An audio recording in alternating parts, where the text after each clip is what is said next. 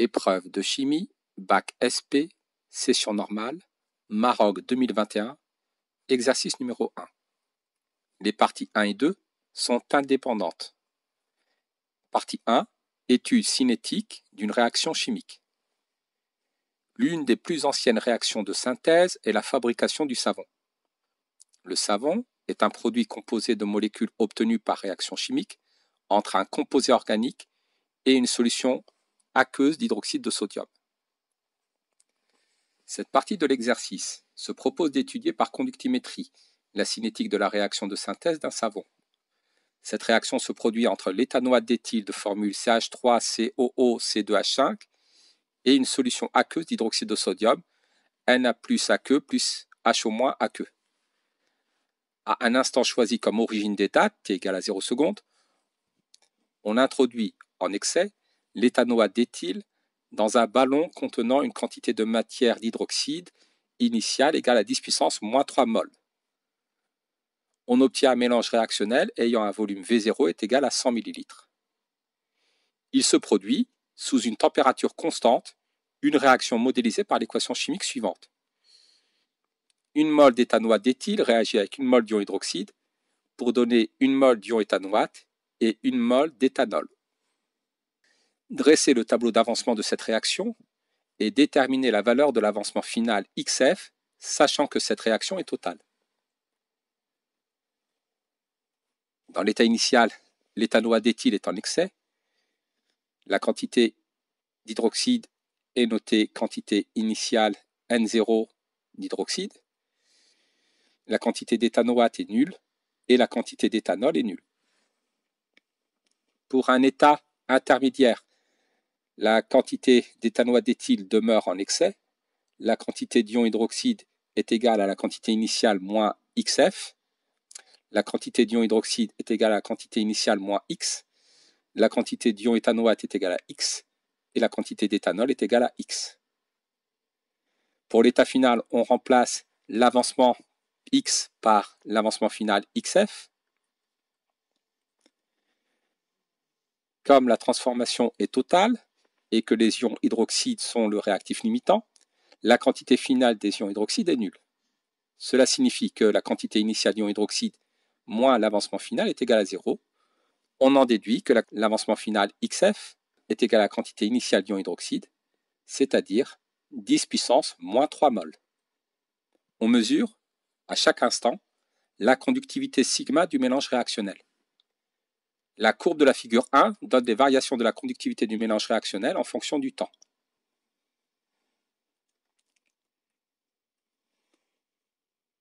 La droite T représente la tangente à la courbe au point d'abscisse T1 égale à 4 minutes. L'expression de la conductivité sigma du mélange réactionnel en fonction de l'avancement X de la réaction est sigma égale à 0,25 moins 160 fois X, où sigma est exprimé en Siemens par mètre et X en mol. Définir le temps de demi-réaction T1,5. Le temps de demi-réaction est le temps au bout duquel la moitié du réactif limitant est consommé. On peut encore dire que le temps de demi-réaction correspond au temps au bout duquel l'avancement X a atteint la moitié de sa valeur maximale. X à l'instant T1,5 est égal à X max sur 2, ici comme la transformation est totale, X à l'instant T1,5 est égal à l'avancement final divisé par 2. À l'aide de l'expression sigma égale f de x et de la courbe de la figure 1, déterminer la valeur de T1,5. Nous savons que l'avancement au bout du temps de demi-réaction est égal à l'avancement final divisé par 2.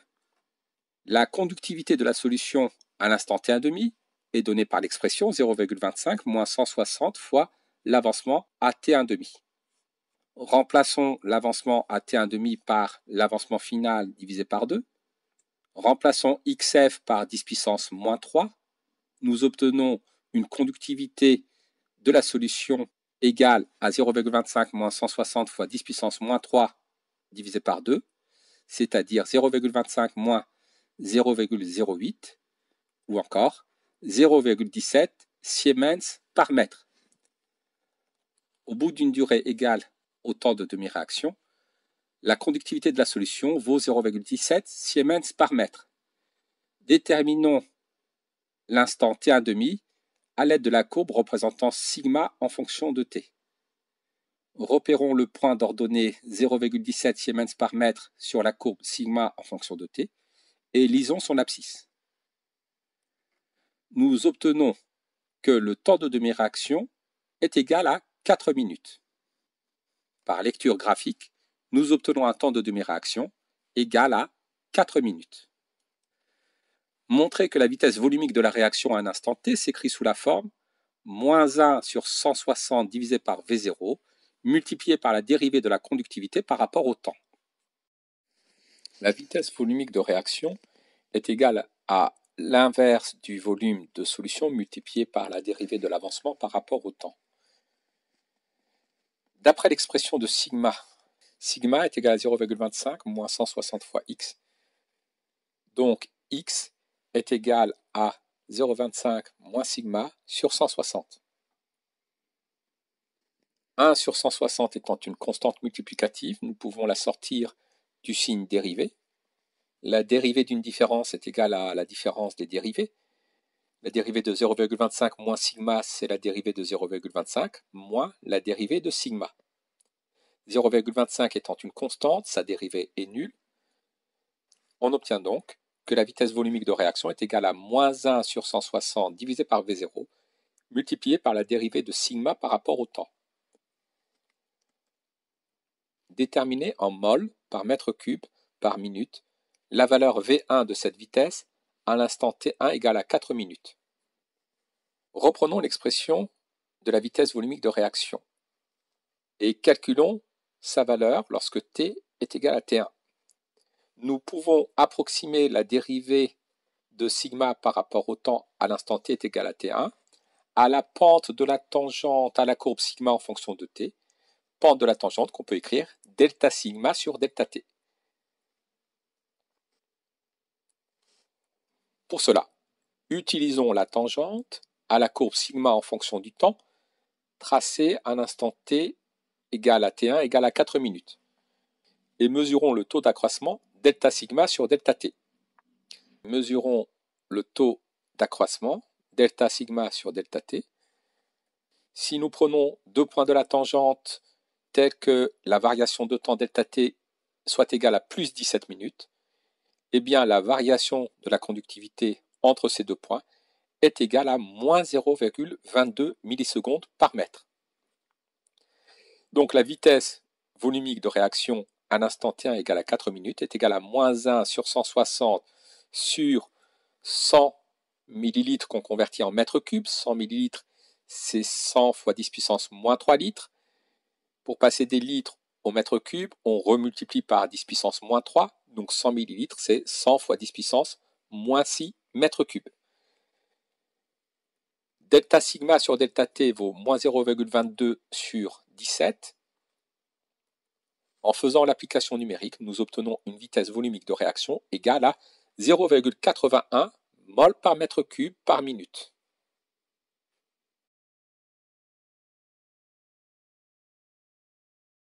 Partie 2.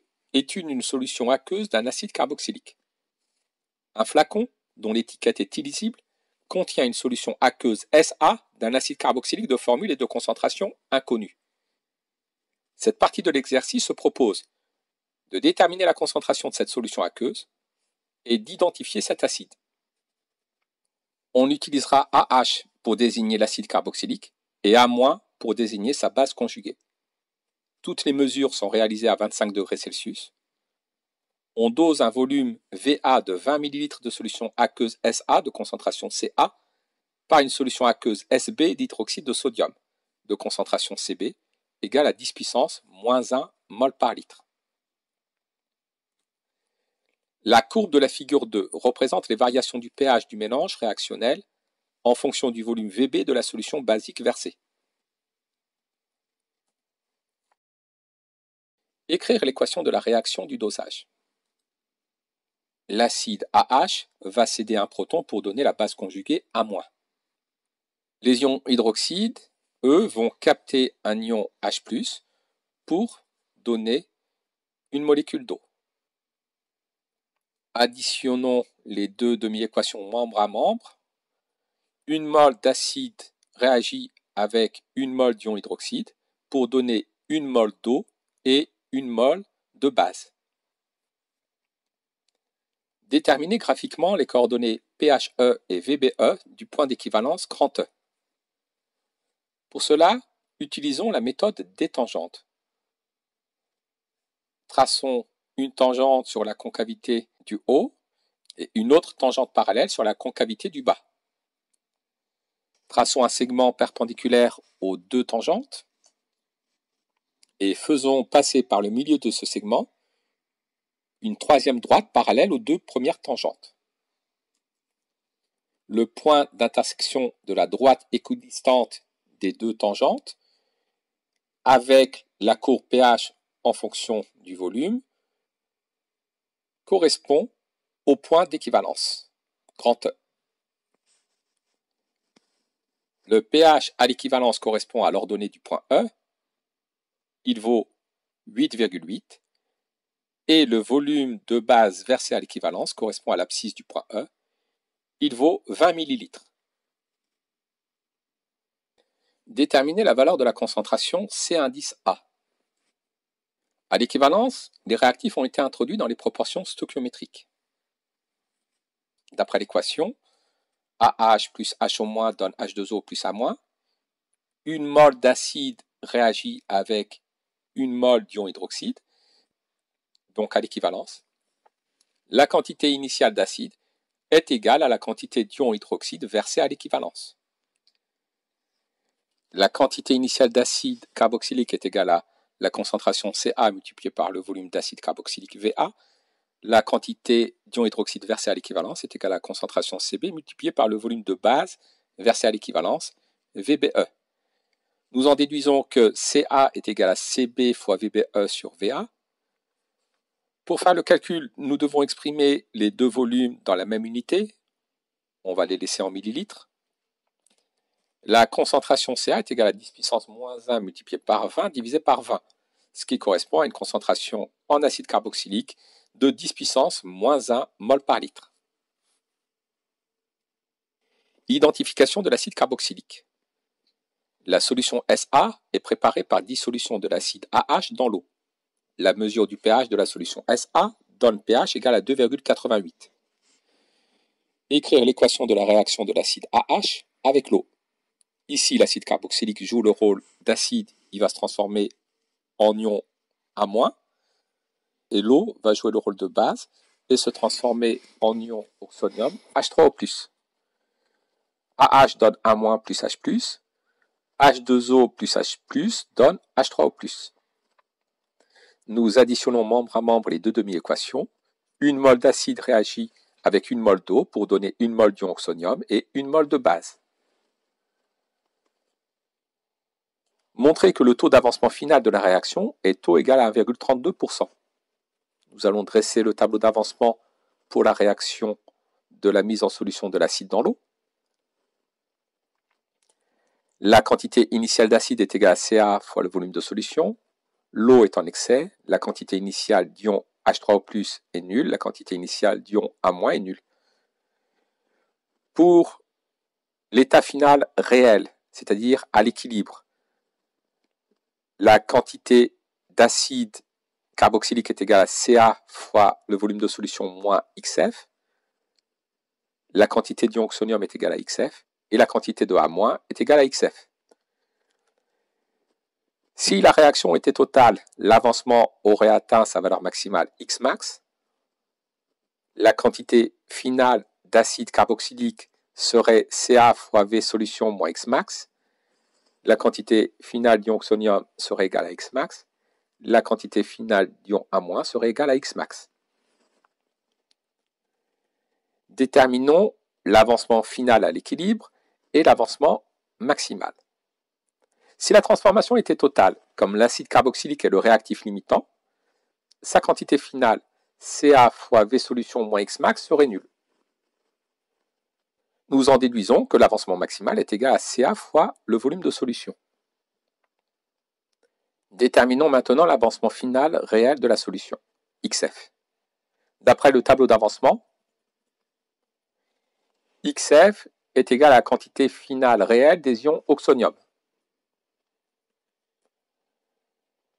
La quantité finale réelle des ions oxonium est égale à la concentration des ions oxonium à l'équilibre multipliée par le volume de solution. La concentration des ions oxonium à l'équilibre est égale à C0 fois 10 puissance moins pH. Donc l'avancement final réel de la solution est égal à C0 fois 10 puissance moins pH. Fois le volume de la solution. Le taux d'avancement final de la réaction est égal au rapport de l'avancement final réel sur l'avancement maximal, XF sur Xmax. Or XF est égal à C0 fois 10 puissance moins pH fois le volume de solution. Et Xmax est égal à la concentration Ca fois le volume de solution. Simplifions par le volume de solution, nous obtenons que le taux d'avancement final de la réaction est égal à C0 fois 10 puissance moins pH sur Ca. Le pH de la solution vaut 2,88. La concentration Ca vaut 10 puissance moins 1. Nous obtenons un taux d'avancement final égal à 10 puissance moins 1,88, c'est-à-dire 0,0132, ou encore 1,32 divisé par 100, ou encore 1,32%. Déterminer l'expression du quotient de la réaction QR à l'équilibre en fonction de Ca et de taux. Vérifiez que la valeur du quotient de réaction à l'équilibre est égale à 1,77 fois 10 puissance moins 5.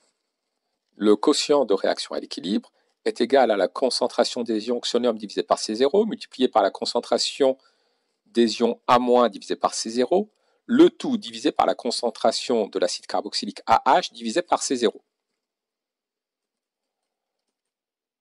On peut simplifier une fois par C0 et écrire le quotient de réaction à l'équilibre comme indiqué à l'écran.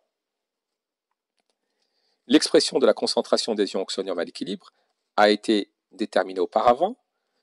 Elle est égale à la quantité des ions oxonium à l'équilibre divisée par le volume de solution. La quantité des ions oxonium à l'équilibre, c'est l'avancement final réel.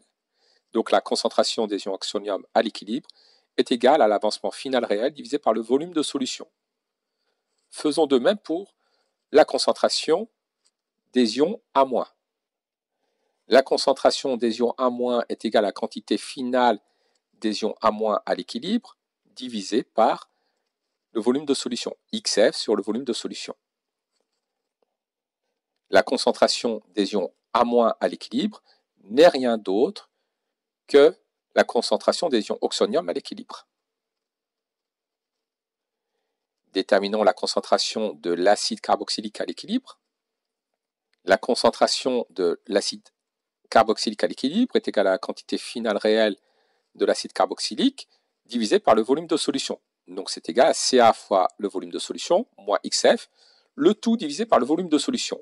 Nous obtenons Ca moins XF sur le volume de solution. Or, XF sur le volume de solution, c'est la concentration des ions oxonium à l'équilibre, donc la concentration de l'acide à l'équilibre est égale à Ca moins la concentration des ions oxonium à l'équilibre. Remplaçons dans l'expression du quotient de réaction à l'équilibre les concentrations des espèces chimiques par leur expression.